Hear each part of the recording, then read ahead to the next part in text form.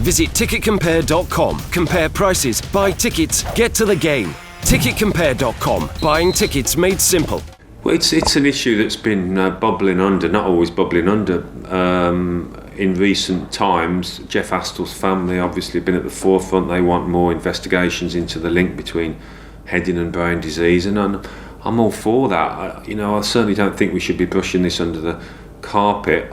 We've got to face up to it, there's no question. I mean, I played in an era when the balls were lighter, but I did do an awful lot of heading, and I'd hate to think that I would suffer because of that in later life. We've got to look into it and make parents aware if there are any dangers. You've got to.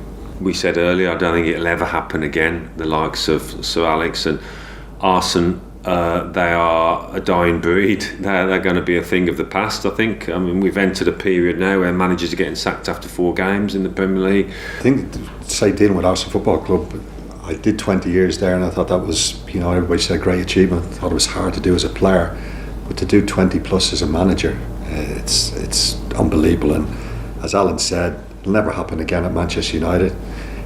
Sir Alex was unique, and it'll never happen at Arsenal. And he's taken more on his shoulders than probably Sir Alex did. Well, definitely, because Sir Alex delegated more, didn't he? Whereas Arsene, he's had Pat Rice and now he's had Baldy, but he likes to oversee everything, so that's extra pressure. But that's his way out, isn't it? But that's what he feeds off. Yeah, that's what he loves. He's created that. He's the man. He's the boss. I still think you need any successful team needs a spine. You've heard. I think all the best teams have top class goalkeeper, top class at least centre back, a midfield player goes right through to a centre forward, definitely.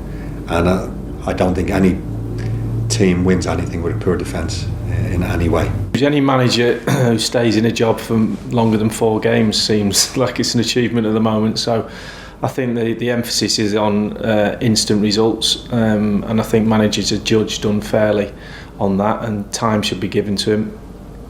Arsene's at the other end of that scale. He's had a huge amount of time and been hugely successful, so the fact that he's reached that milestone is an incredible achievement. And in the first spell of Arsene Wenger's time, it was much more similar in terms of being competitive and involved in those great moments. The fact that in the second half of his Arsenal time, some of that ambition seems to have tailed off, is created an environment where the question is now asked, are 3 FA Cups out of 4 years enough?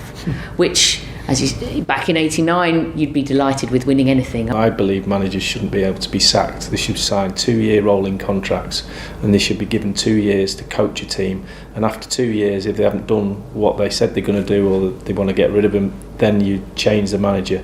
But in that period, it's too easy to sack managers now. They don't have to coach, so they coach in small spells of time, quick fixes in order to get to the results they need to keep the job. I think in those, what's interesting it's so different football then. Back in those days, I think probably every top division club was owned by local people, businessmen who generally were fans historically of the club.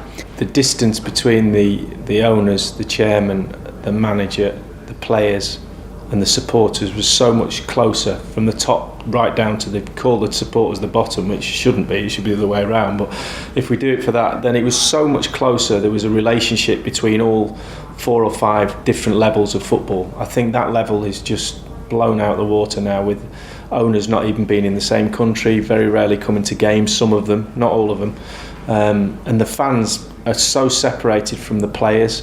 There's no relationship apart from on social media, which is a different relationship than meeting players and fans in the street or in your local pub down near the ground.